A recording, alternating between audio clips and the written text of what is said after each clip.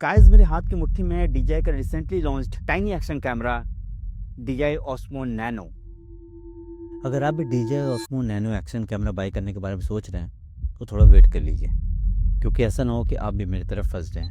Internet पे इस मुद्दे पे किसी ने बात नहीं की, जबकि एक बहुत बड़ा इशू है। और करे भी क्यों? बड़े क्रिएटर को ब्रांड प्रमोशन का मोटा पैसा मिल रहा है, रेवेन्यू जनरेट हो रहा है, तो वो तो पॉजिटिव बात करेंगे ना। और फंसेगा कौन? हम आप जैसे छोटे क्रिएटर। DJI कोई छोटा मोटा ब्रांड नहीं है, ट्रस्टेड और वेल स्टैब्लिश ब्रांड है। ऐसा शायद ही कोई क्रिएटर होगा जो DJI के प्रोडक्ट यूज़ ना करता हो। इवन मैं भी लंबे समय से DJI के कुछ ना कुछ प्रोडक्ट यूज़ करते ही आ रहा हूँ, लेकिन जो रियलिटी फेस कर रहा हूँ वो भी ज़रूरी है। इधर आपने देखा होगा किसी भी ऑनलाइन प्लेटफॉर्म पे DJI के बहुत ही लिमिटेड प्रोडक्ट नज़र आ रहे हैं। पूरी रेंज आपको कहीं देखने को नहीं मिलेगी। इसकी वजह से हमें सो कॉल्ड रिटेलर डीलर जो बने हैं उनसे हमें ऑर्डर करके प्रोडक्ट मंगाना पड़ता है। और सबसे बड़ा कंसर्न है कि इंडिया के अंदर DJI का कोई भी ऑथराइज सर्विस सेंटर नहीं है। आफ्टर सेल सर्विस कौन प्रोवाइड करेगा? इस वजह से मैं बहुत चैलेंजेस फेस कर रहा हूँ, तो मैंने सोचा आपके साथ भी ये प्रॉब्लम शेयर की जाए, क्योंकि ये कोई छोटे मोटे अमाउंट का प्रोडक्ट नहीं है, बहुत बड़ा अमाउंट है। और इसका जो पावर पैक फीचर है जो कि Insta360 को कड़ी टक्कर दे रहा है, इस वजह से लोग इम्प्रेस होकर इसको बाई कर रहे हैं। इसमें जो फीचर दिए गए हैं वो फीचर आपको महंगे से महंगे कैमरे में भी वो फीचर देखने को नहीं मिलेगा। इसमें मिलता है 1/1.3 का बिग CMOS कैमरा सेंसर। इसका मतलब है कैमरा सेंसर बड़ा होने से लाइट ज़्यादा कैप्चर करेगी, लाइट कैप्चर होने से इमेज क्वालिटी बेटर होगी और लो लाइट परफॉर्मेंस इम्प्रूव करेगा। 4K 60 FPS वीडियो रिकॉर्डिंग का ऑप्शन दिया गया है। 10 bit and D-Log-M raw profile मिल जाती है जो बेटर डायनामिक रेंज प्रोड्यूस करती है, जिससे आप बेहतर कलर ग्रेड कर पाएंगे। Light weight dual sided magnetic design है जो कि किसी भी मेटल सरफेस पे स्ट्रांगली स्टिक हो जाता है। विजन डॉक एक अमेजिंग फीचर है सोलो क्रिएटर के लिए, जिससे आप अपने फ्रेम को मॉनिटर कर सकते हो। ऑस्मो ऑडियो फीचर 1 क्लिक में माइक्रोफोन डायरेक्ट कनेक्ट करता है अगर आप कोई भी DJI का माइक्रोफोन यूज़ करते हो। 10 मीटर अंडर वाटर तक कैमरा परफॉर्म कर सकता है। 64 और 128 GB इंटरनल मेमोरी के साथ 2 वेरिएंट आते हैं। अलग से एक कार्ड स्लॉट भी मिल जाता है। 200 मिनट का एक्सटेंडेड बैटरी लाइफ मिल जाता है विजन डॉक के साथ। ये सारी बातें हो गई ऑन पेपर की, तो क्या रियलिटी में भी कैमरा आउट परफॉर्म करेगा? तो चलिए टेस्ट लेते हैं। आपने मेरे पिछले व्लॉग में इस कैमरे का जिक्र करते सुना होगा। मैंने कहा था मैंने एक टाइनी कैमरा लिया जिससे ये व्लॉग में करने जा रहा हूँ। ये उसी कैमरे की बात मैं कर रहा था। इस कैमरे को मैंने 17 दिसंबर 2025 को डिजाइन इन्फो मुंबई ब्रांच से ऑनलाइन ऑर्डर किया है और मुझे ये प्रोडक्ट 21 दिसंबर को रिसीव हो गया था। उसके बाद मैंने इसकी अनबॉक्सिंग की।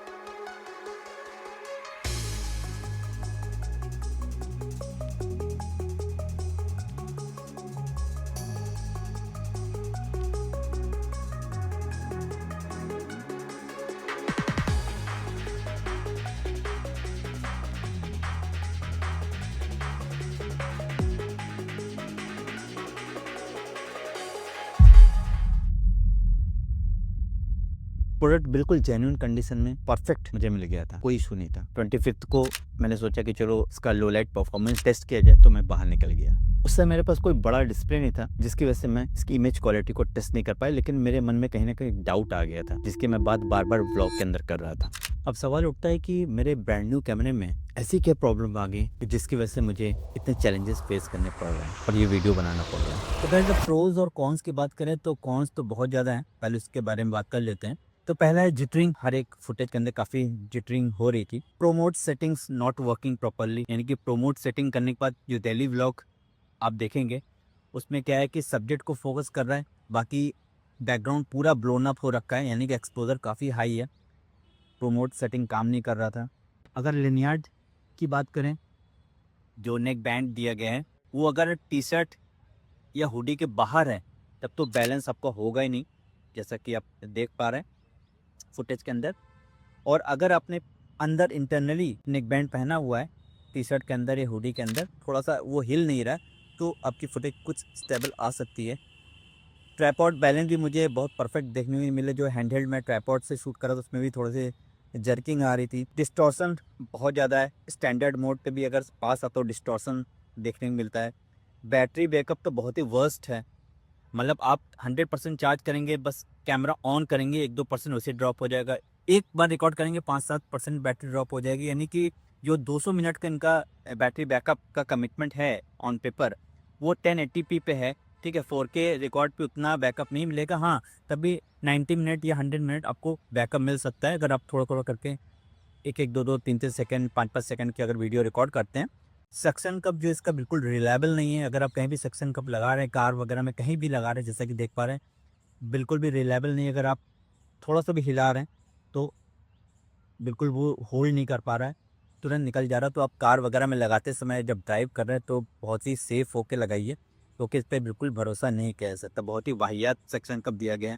हाँ, अगर प्रोस की बात करें तो भाई इमेज क्वालिटी काफ़ी अच्छी लगी मुझे। स्पीकर लाउड है, वॉल्यूम एडजस्टमेंट का भी दिया है, आप कम ज़्यादा कर सकते हैं। अभी भी मैं सेम शॉट ले रहा हूँ, लेकिन DJI का माइक कनेक्ट कर लिया है। अब ऑडियो जो भी आप सुन रहे हैं वो DJI माइक से रिकॉर्ड हो रहा है। तो गैस, आज है 25 दिसंबर, यानी क्रिसमस की शाम, और पूरा शहर जो है काफ़ी खूबसूरत ढंग से सजा हुआ है। 10 बिट कलर प्रोफाइल मिल जाती है। D-Log M का फीचर मिल जाता है, जो कि कलर ग्रेडिंग में बहुत ही बेस्ट रिजल्ट देता है और क्रिएटिव शॉट के लिए बेस्ट है। विजन डॉग बेस्ट ऑप्शन है अपनी फुटेज को मॉनिटर करने के लिए। तो ये सारे प्रोज भी देखने को मिल जाते हैं। भाई क्या है यार, मैं तो बिल्कुल समझ के बाहर है। लिटरली बताऊँ, दिल्ली से लौटने के बाद मैंने ये मान लिया था कि मेरे 33 शेयर डूब चुके हैं, और मैंने कैमरे को वापस पैक करके रख दिया था। और ये वीडियो जो आप देख रहे हैं, ये मैंने आधा वीडियो बनाया था, आधे के बाद वीडियो को रोक दिया था, क्योंकि फुटेज बिल्कुल सही आ ही नहीं रही थी।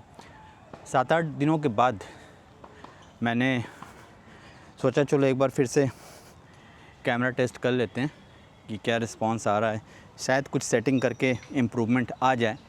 तो बस ऐसे 8-10 दिन बाद फिर से मैंने कैमरा निकाला, और आई वॉज शॉक्ड भाई। मतलब सेम सेटिंग पे कैमरा ज़बरदस्त क्वालिटी दे रहा भाई।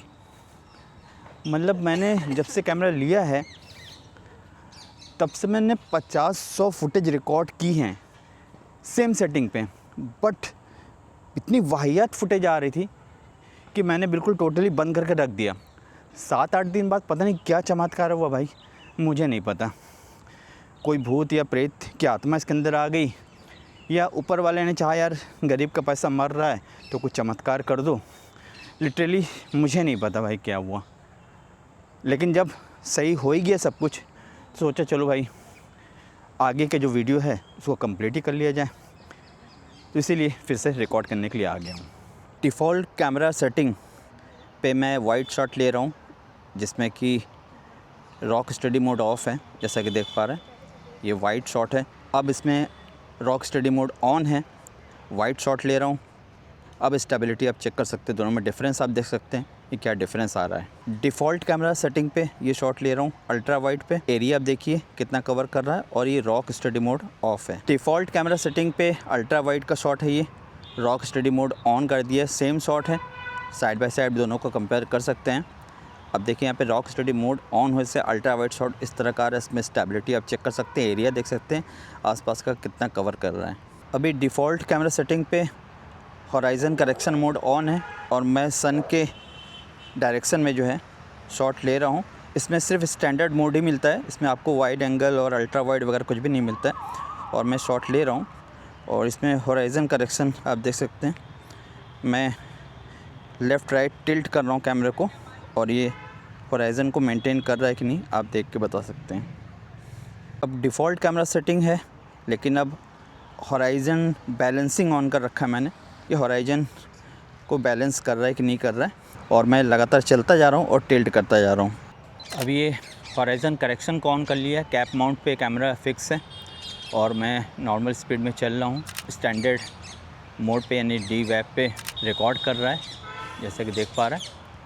हॉराइज़न करेक्शन ऑन करने से कुछ फ़र्क पड़ा कि नहीं पड़ा आप देख सकते हैं।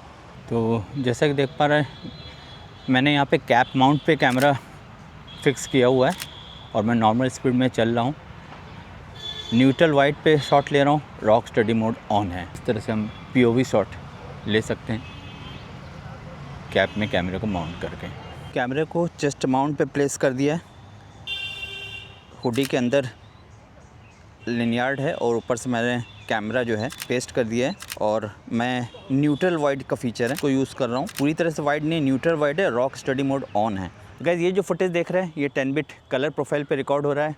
सन साइड से मेरे फेस पे आ रहा है, तो इस तरह का आपको इमेज क्वालिटी देखने को मिलती है जैसा कि देख पा रहे हैं। और वहीं पे अगर मैं बैक साइड चला जाता हूँ, यानी कि सन मेरे पीछे है, तो देख पा रहे हैं शैडोज़ वगैरह हाईलाइट कैसे मैनेज कर रहा है। आप देख बताइए फुटेज क्या बहुत ज़्यादा डार्क हो गई है या स्किन को ये प्रॉपर रख पा रहा है। ये बैक साइड मेरे सन है और मैं अपोजिट में अपना फेस घुमा के आपसे बात कर रहा हूँ। तो गाइस अभी जो आप इस वीडियो में ऑडियो क्वालिटी सुन रहे हैं ये कैमरे का इंटरनल माइक है जिससे मैं रिकॉर्ड कर रहा हूँ। मैंने अपना DJI का माइक ऑफ़ कर रखा है और इंटरनल माइक से मैं ऑडियो रिकॉर्ड कर रहा हूँ। तो ऑडियो क्वालिटी आपको इस तरह की देखने को मिलती है इंटरनल माइक्रोफोन से। तो ऑडियो में क्या डिस्टर्बेंस आ रहा है या ऑडियो क्लियर आ रहा है आप मुझे बता सकते हैं। हैंड का डिस्टेंस आप देख सकते हैं, मैंने हाथ को बिल्कुल खींच के रखा हुआ है और हाथ से ही मैं शॉट ले रहा हूँ, कोई ट्राइपॉड वगैरह यूज़ नहीं कर रहा हूँ। इस तरह की आपको वॉइस सुनने को मिलती है। अगर मैं इसको थोड़ा सा और दूर कर दूँ तो तब भी आवाज़ आ रही कि नहीं आ रही ये आप देख के बताइएगा। तो गाइस जैसे कि देख पा रहे हैं कैमरा मैंने यहाँ प्लेस कर दिया है एक लोहे के पोल पे, ठीक है, और विज़न डॉक मेरे हाथ में है जैसा कि देख पा रहे हैं। ये मुझे दिखा रहा है कि मैं कहाँ पे हूँ। इस विज़न डॉक से मैं अपने आप को मॉनिटर कर सकता हूँ जैसा कि देख पा रहे हैं। और अभी जो ऑडियो रिकॉर्ड हो रहा है वो इंटरनल माइक से हो रहा है। मैं यहाँ पे खड़ा हूँ, नज़दीक हूँ, ठीक है। तो अभी ऑडियो आपको कैसा सुनाई पड़ रहा है आप देख पा रहे हैं। अगर मैं थोड़ा सा दूर जाता हूँ इंटरनल माइक ऑडियो रिकॉर्ड करता है कि नहीं करता है आप देख के बताइए कि रिकॉर्ड हो रहा है कि नहीं हो रहा है। और मैं बिल्कुल अपने आप को फ्रेम में देख पा रहा हूँ और मैं थोड़ा सा और दूर चला जाता हूँ। अब ऑडियो आ रही है कि नहीं आ रही है, ये इंटरनली रिकॉर्ड हो रहा है कि नहीं आप बताइए। इस तरह के इंटरनल माइक में आपको प्रॉब्लम आ सकती है कि थोड़ा सा आप डिस्टेंस में जाते हैं तो ऑडियो लेवल कम होता जाता है। अब मैं थोड़ा सा और जैसे दूर आ गया हूँ और मैं अभी भी दिख रहा हूँ अपने मॉनिटर में, लेकिन ऑडियो मेरे ख्याल से नहीं आ रही होगी बिल्कुल।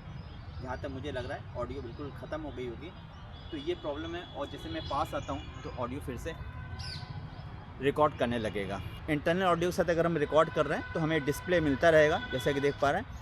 विज़न डॉक के अंदर पूरा डिस्प्ले दिखा रहा है, अपने आप को हम देख सकते हैं, अपने आप को राइट जगह प्लेस कर सकते हैं, तो ये फीचर आपको मिल जाता है। अगर हम इंटरनल माइक के साथ रिकॉर्ड कर रहे हैं विज़न डॉक को अलग करके, कैमरे को अलग करके, तो हम अपने आप को डिस्प्ले में देख सकते हैं। अभी भी मैं सेम शॉट ले रहा हूँ, लेकिन अब मैंने क्या है DJI का माइक कनेक्ट कर लिया है। अब ऑडियो जो भी आप सुन रहे हैं वो DJI माइक से रिकॉर्ड हो रहा है। इसमें लेकिन ड्रॉबैक ये है कि जब मैं कैमरे को अलग कर लेता हूँ, विज़न डॉक मेरे हाथ में होता है मॉनिटर करने के लिए, लेकिन यहाँ पे DJI का माइक एक्टिव होने के बाद डिस्प्ले गायब हो जाता है, यानी कि डिस्प्ले आपको देखने को नहीं मिलेगा, ब्लैंक हो जाती है स्क्रीन जैसा कि देख पा रहे हैं। माइक के साथ कनेक्टिविटी आपको देखने को नहीं मिलेगी, माइक के साथ आप अपने आप को मॉनिटर नहीं कर पाएंगे। इंटरनल माइक के साथ तो आपको डिस्प्ले होगा, लेकिन एक्सटर्नल माइक के साथ डिस्प्ले नहीं होगा। जैसा कि देख पा रहे हैं डिस्प्ले बिल्कुल नहीं है। तो फर्स्ट आप अपने आप को फ्रेम कर लीजिए, क्योंकि अदरवाइज़ आप अपने रिकॉर्डिंग को नहीं देख पाएंगे, अपने आप को मॉनिटर नहीं कर पाएंगे। अब मैं दूर जाता हूँ, यहाँ पे आपको थोड़ा सा समझने वाली बात है। अगर मैं दूर जा रहा हूँ कैमरे से, मैं देख नहीं पा रहा हूँ कि मैं कहाँ जा रहा हूँ, क्योंकि डिस्प्ले बंद है। मैं दूर जा रहा हूँ, लेकिन ऑडियो आपको वैसे ही देखने को मिलेगा। अगर मैं घूम भी जाता हूँ इधर दूसरी तरफ देखने लगता हूँ, तो भी आप देख पा रहे हैं कि ऑडियो बिल्कुल आ रही होगी। और मैं डिस्प्ले में हूँ या नहीं हूँ मुझे नहीं पता, मुझे दिख नहीं रहा है, लेकिन ऑडियो क्लियर आ रही होगी। मैं कहीं भी चला जाऊँ, मैं जितना भी दूर चला जाऊँ, लेकिन ऑडियो जो है उतनी ही आपको मिल रही होगी। अगर आप भी ऐसी कुछ प्रॉब्लम फेस कर रहे हैं तो डेफिनेटली कमेंट करके ज़रूर बताइएगा। अगर आपने कोई सोल्यूशन निकाला है तो शेयर कीजिएगा, जिससे कि इस प्रॉब्लम को फिक्स किया जाए। अदरवाइज़ मैं भी लगातार कम्युनिकेशन कर रहा हूँ, DJI से बात कर रहा हूँ, डीलर से बात कर रहा हूँ, अपडेट दे रहा है कि चेंज हो जाएगा, लेकिन अभी तक कोई कॉन्क्रीट सोल्यूशन मुझे मिला नहीं है। तो गाइस फिर कंक्लूजन की बात कर लेते हैं। तो बेसिकली मेरा एक्सपीरियंस तो काफ़ी ख़राब रहा इस प्रोडक्ट के साथ में। बट अगर आप इसको बाई करने के बारे में सोच रहे हैं और आपके पास कोई प्राइमरी कैमरा है या फ़ोन है, इससे आप पूरा वीडियो रिकॉर्ड करते हैं, तो सेकेंडरी कैमरे के तौर पे आप इसको बाई कर सकते हैं। ठीक है, कुछ यूनिक और क्रिएटिव शॉट लेना है, पीओवी शॉट लेना है, ठीक है, या आप बीटीएस शूट करते हैं मेरी तरह, तो ये कैमरा आपके लिए परफेक्ट हो सकता है। बीच बीच में आप थोड़ा बहुत ब्लॉक कर लें, तो 4-5 सेकंड 10 सेकंड के लिए, तो अलग बात है, ये कैमरा चल जाएगा, कोई दिक्कत नहीं। लेकिन अगर आप फुल फ्लेजेड इसी कैमरे को मेन कैमरा बनाना चाह रहे हैं, यानी कि आपके पास अभी कोई भी कैमरा नहीं है, आप सोचे इस कैमरे को बाय करके इसी से पूरा व्लॉग और सिनेमैटिक सब कुछ करें, तो भैया मैं रिकमेंड नहीं करूँगा। और मेरा जो एक्सपीरियंस रहा बहुत ही ख़राब रहा। DJI का मैं काफ़ी समय से प्रोडक्ट यूज़ कर रहा हूँ, कभी कोई समस्या नहीं आई, कोई प्रॉब्लम आई नहीं। पहली बार प्रॉब्लम आई, तो भैया मुझे बहुत बड़ा झटका लग गया। मैं तो सोच रहा था मेरा पैसा डूब ही गया है, रिकवर नहीं हो पाएगा। मैं भूल चुका था मैं क्या करूँ, क्योंकि प्रॉब्लम आने के 5-7 दिनों के बाद ही मैंने जो डीलर थे डिज़ाइन इन्फो, जिनसे मैंने ये प्रोडक्ट खरीदा था, हमारे से प्रीपेड ऑर्डर था, ठीक है, मैंने उनको ये बताया था कि भाई ये प्रॉब्लम मैं फेस कर रहा हूँ। पहले तो उन्होंने टाल मटोल की, फिर उन्होंने कहा भाई फुटेज भेजो, मैंने उनको फुटेज ही भेजी। उन्होंने कहा भाई क्या प्रॉब्लम है डिस्क्राइब करो, मैंने वही बताया। फिर उनका कहना था भाई आप DJI.com पे आप कांटेक्ट कीजिए, तो वहाँ पे मैंने चैटिंग की, ऑनलाइन एग्जीक्यूटिव उनके रहते हैं, उन्होंने अच्छा रिप्लाई किया, रिस्पॉन्स भी अच्छा किया। लेकिन जब उन्होंने सीरियल नंबर मुझसे मांगा, उन्होंने कहा भाई ये सीरियल नंबर तो मिडलैंड चाइना का है और हम लोग उसका सर्विस प्रोवाइड नहीं कर सकते हैं, तो प्लीज़ आप इंडिया में, उन्होंने एक ईमेल दिया कि इनसे आप कांटेक्ट कीजिए, ये आपको सर्विस प्रोवाइड करेंगे। हमने कहा भैया रिप्लेस हो जाएगा कि, उन्होंने कहा हो जाएगा अगर प्रॉब्लम है तो, मैन्युफैक्चरिंग फॉल्ट है। तो मैंने कहा ठीक है। अब मैंने उनको मेल किया तो भाई साहब 7-8 दिनों तक कोई मेल का रिप्लाई नहीं आया।